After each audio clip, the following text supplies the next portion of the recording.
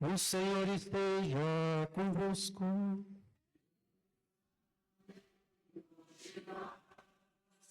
Proclamação do Evangelho de Jesus Cristo, segundo Lucas.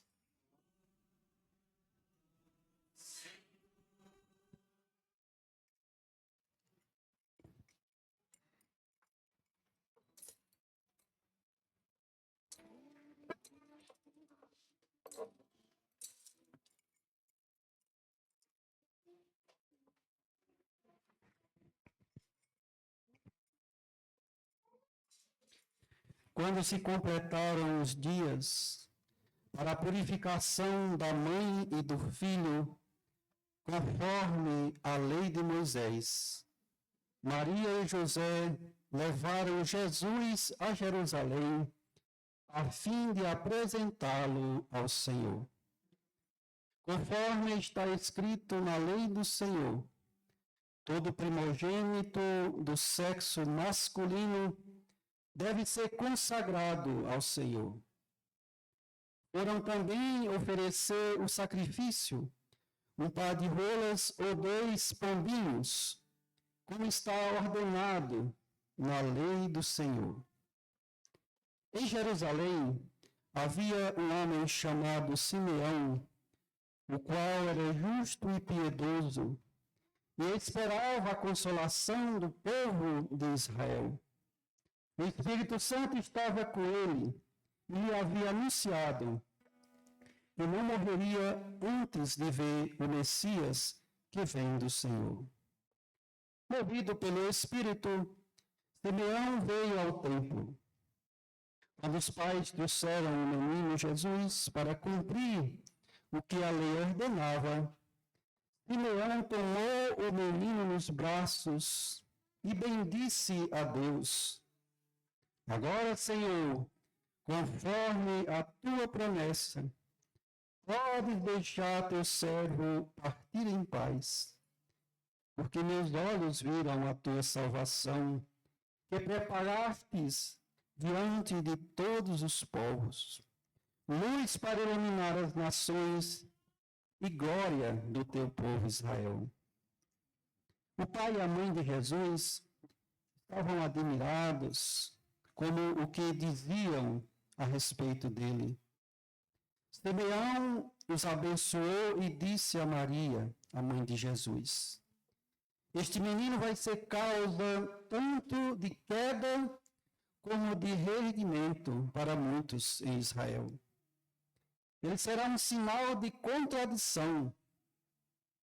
Assim serão revelados os pensamentos de muitos corações. Quanto a ti, uma espada te traspassará a alma. Havia também uma profetisa chamada Ana, filha de Fanuel, da tribo de Asser. Era de idade muito avançada. Quando jovem, tinha sido casada e vivera 7 anos com o marido. Depois ficara viúva e agora já estava com 84 anos. Não saía do templo, dia e noite servindo a Deus com jejuns e orações. Ana chegou nesse momento e pôs-se a louvar a Deus e a falar do menino a todos os que esperavam a libertação de Jerusalém. Depois de cumprirem tudo, conforme a lei do Senhor, voltaram a Galiléia, a Nazaré, sua cidade. O menino crescia e tornava-se forte, cheio de sabedoria, e a graça de Deus estava com ele. Palavra da salvação. Glória a vós, Senhor. Querido Padre Euclides, sempre bem-vindo, nossa comunidade, todos que ajudam nessa celebração, estão servindo. Hoje nós celebramos, hoje é 4º domingo do tempo comum, mas a festa da apresentação do Senhor caiu exatamente no domingo. Algumas solenidades na igreja, elas são transferidas da semana para o domingo. Algumas solenidades, umas festas, tipo Nossa Senhora Imaculada Conceição, Assunção de Nossa Senhora, São Pedro e São Paulo. Quando cai no domingo, quando cai na semana, é transferido para o domingo. Com a festa da apresentação do Senhor, só a título de informação, essa festa tem que ser celebrada no dia 2 de fevereiro. Portanto, no próximo ano, a festa da apresentação do Senhor vai ser na segunda-feira, provavelmente. Mas como caiu no domingo, então prevalece essa festa na liturgia dominical. Se abre um parêntese, as leituras que seriam do quarto domingo ficam lá para o próximo ano. E a gente toma, precedência às leituras da festa da apresentação do Senhor. Por isso que a gente celebra no domingo com mais júbilo. Hoje tem até sanfona aí animando, a liturgia, incenso, tudo que temos direito numa celebração festiva. Mas o que é a festa da apresentação do Senhor? Primeiro, como dizia a lei, está lá no capítulo 12 do livro do Levítico. Quem quiser conferir, em casa, capítulo 12 do livro de Levítico, está explicando direitinho o sentido dessa festa, desse preceito do povo de Israel. Sobre os sacrifícios está no capítulo 13 do livro do Êxodo. Que aqui fala conforme a lei. Qual a lei? A lei de Moisés. Onde é que está essa lei? Está lá no Levítico e no Êxodo. É só conferir que vai dizer direitinho. Aqui faz algumas indicações, algumas informações. Conforme a lei, todo primogênito do sexo masculino, vai dizer lá no Levítico, deve ser consagrado ao Senhor. Todo primeiro filho seria, aos 40 dias após o parto, deveria ser apresentado ao templo para ser resgatado. E a mãe teria que ser purificada. E tudo aquilo que envolvia sangue, No caso, Maria teve um parto santo, então não passou pelo processo natural como outras mulheres. Mas eles seguiam a lei. Precisavam fazer esse rito. Então eles vão ao templo e as pessoas, iam ao templo, os casais, e levavam as pessoas ricas, diz lá no Levítico, um cordeiro de 1 ano. Seria oferecido, um carneirinho lá. No sacrifício, como não poderia sacrificar a criança, então se sacrificava um animal no lugar da criança para a criança ser resgatada. As pessoas mais pobres, que não podiam comprar um cordeiro, que não era tão barato, levavam ou 2 rolinhas, pássaros simples, ou 2 pombas. E o que foi que Maria e José levaram?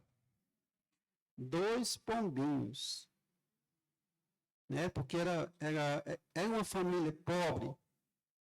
Mas por causa disso não deixa de cumprir a lei. Inclusive o evangelista Lucas vai repetir umas 3 ou 4 vezes, conforme a lei, de acordo com a lei. Por quê? Porque São Lucas, ele escreve, na semana passada nós vimos que ele fez uma investigação, bem detalhada para escrever o livro dele, para escrever o Evangelho. Ele também escreve o Atos dos Apóstolos. Então, São Lucas, ele escreve para as comunidades que eram judeus, que se tornaram cristãos, e também para as comunidades que não eram de judeus, pessoas que durante os primeiros séculos, ali os primeiros anos após a ressurreição, iam aderindo ao caminho, porque era assim que era chamada a religião cristã, o caminho, a religião do caminho de Deus. E aí as pessoas iam aderindo, e São Lucas, para dizer assim, na lei judaica era assim, tinha todo esse costume. E aí o cristianismo trouxe essa festa da apresentação do Senhor, muito importante, desde os primeiros séculos, já se celebra essa festa. E qual era o sentido da festa? Como falei, resgatar a criança, purificação da mãe. Isso era feito com todas as crianças das famílias judaicas. Porém, na normalidade de uma criança apresentada ao templo, duas pessoas que têm uma experiência profunda de Deus. Quem são essas duas pessoas que já estavam lá? Simeão e Ana, profetas, pessoas idosas. Simeão era um homem iluminado pelo Espírito Santo. Ele tinha recebido a revelação que não morreria sem ver o Salvador. E Ana era uma mulher, uma viúva, casou, ficou 7 anos casada, ficou viúva, e depois não quis mais casar. Ela tornou o próprio Deus o seu esposo. E aí essas pessoas, elas têm uma profunda experiência de oração e percebem que aquele menino apresentado no templo não é uma criança comum. A normalidade, por trás da normalidade de uma criança, eles percebem Deus Salvador, luz das nações. Hoje se celebra também o dia da Nossa Senhora da Luz. O padre Marcelino ontem falava, é a padroeira da Arquidiocese, nas Filipinas. Nossa Senhora da Luz, Nossa Senhora das Candeias, Nossa Senhora da Candelária. Tudo é luz. Candeia é lâmpada, né? Candelária. Lá no Nordeste, algumas famílias têm a devoção de no dia de hoje colocar uma velinha na janela. Né? Lá no Ceará também tem, né, padre? Lá no Pernambuco, em algumas comunidades, as pessoas colocam uma luzinha na janela, uma velinha acesa. Para dizer, é o dia da luz. Talvez nem tenha esse entendimento que nós estamos tendo aqui, de que essa luz é o próprio Cristo, assim como falou Simeão. Quando toma o menino nos braços, ele diz assim, porque já tinha sido revelado para ele, que ele não morreria sem ver o Salvador. Agora, Senhor, conforme a tua promessa, pode deixar teu servo ir em paz, ou seja, pode deixar teu servo morrer, partir para a glória, porque meus olhos viram a tua salvação que preparaste diante dos povos. Luz para iluminar as nações e glória do teu povo Israel. Então, como falava, na normalidade de uma criança, Deus está ali. Mas é percebido por duas pessoas que têm experiência de oração. Em Maria e José, o zelo de apresentar o seu filho a Deus. Na nossa experiência cristã, como pais, né, como padrinhos, nós devemos não deixar as crianças ficar adultas para apresentar ao Senhor no batismo, para inserir na comunidade. A gente às vezes escuta, deixar meu filho crescer, depois ele vê. Isso não é uma atitude cristã católica. Isso é uma atitude cristã evangélica. Nós somos católicos. Não deixar as crianças crescerem. Não. 40 dias após o nascimento, José e Maria apresentam o menino no templo. Inclusive, há alguns estudos de pessoas que veem em Simeão e Ana a figura dos padrinhos. Quem é que leva a criança na hora do batismo para a fonte batismal? Nos braços? Os padrinhos. Não é por acaso. Que são pessoas, os padrinhos, na figura, né, na sua missão, de acordo com os pais, as pessoas que eles mais confiam. Tem que ser pessoa de Deus. Então, esse é um sentido também, porque a apresentação no templo tinha um pouco esse sentido da purificação, do resgate da criança. Embora 8 dias depois, também no Levítico vai dizer, depois do nascimento, a criança era circuncidada. Jesus foi circuncidado porque ele era também judeu no nascimento, a partir da sua família. Qual o sentido da celebração, né, para todos nós hoje? Se esperava, né, como a primeira leitura diz, alguém que vinha fazer o limpa, purificar a nação. matar todos os opressores, as pessoas que atrapalhavam a religião, que aquele Deus viesse com exército, né, para dizimar, para purificar.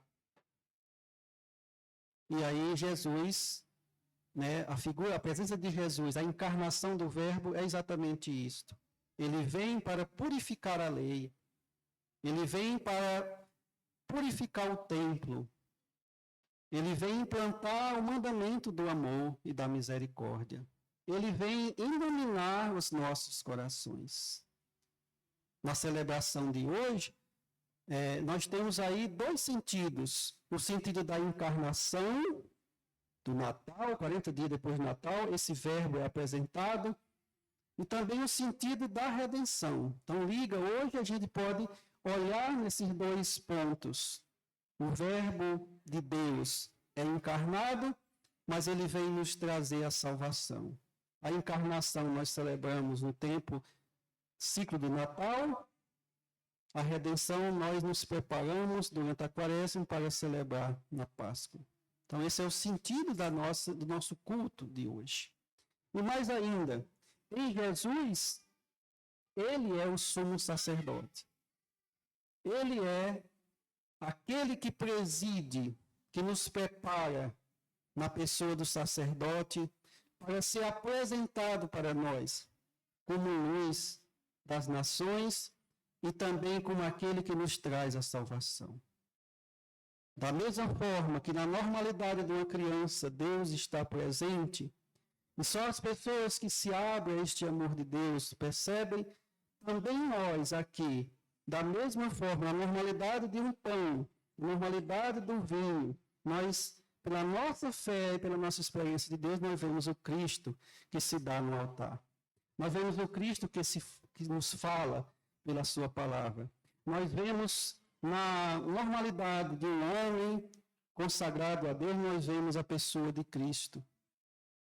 Na normalidade da Assembleia reunida, nós vemos Jesus que se encontra no coração de cada um. Então, irmãos e irmãs, a celebração de hoje nos traz essa motivação de que Cristo é nossa luz. Cristo ilumina a nossa vida. Quando a gente não tem Deus como nossa luz, como aquele que nos salva, que nos purifica, nós perdemos o sentido da nossa vida, nós tornamos uma religião em nós vazia, superficial. Que esta liturgia nos ajude a iluminar cada vez mais nosso coração. E que na simplicidade do encontro de irmãos e irmãs na igreja, a gente possa ver a presença de Cristo em cada um, que ilumina cada um e que alimenta o coração para voltar para casa carregados, né, cheios do Espírito Santo, assim como Simeão e Ana. Não foi por acaso que eles perceberam em Jesus, né, no menino, o próprio Deus. É porque eles meditavam, eles estavam abertos, eles representam a parte de Israel que acolheu o Salvador. Porque parte dos judeus ainda são judeus, continuam sendo judeus, não aceitam Jesus como Messias. Mas parte dos judeus acolheram Jesus como Salvador, e hoje nós temos, né, a nossa experiência de um cristianismo, né, que já se revelou a palavra. Nós já temos a palavra e o sacrifício, como eu falava semana passada. Porque olha só, a palavra e o culto era nas sinagogas da região. O sacrifício só poderia ser feito no templo de Jerusalém. Por isso que eles sobem para Jerusalém para oferecer o menino. Que nós também possamos, de corpo e alma, coração aberto, celebrar a liturgia em que nós temos o culto da palavra, do Deus que fala e o seu sacrifício. Ele se imola por nós. Agora já não é mais um animal que é sacrificado. Agora é o próprio Cristo que é sacrificado e se entrega por nós e se entrega a nós na sua palavra e no seu corpo. Louvado seja nosso Senhor Jesus Cristo. Para sempre seja louvado.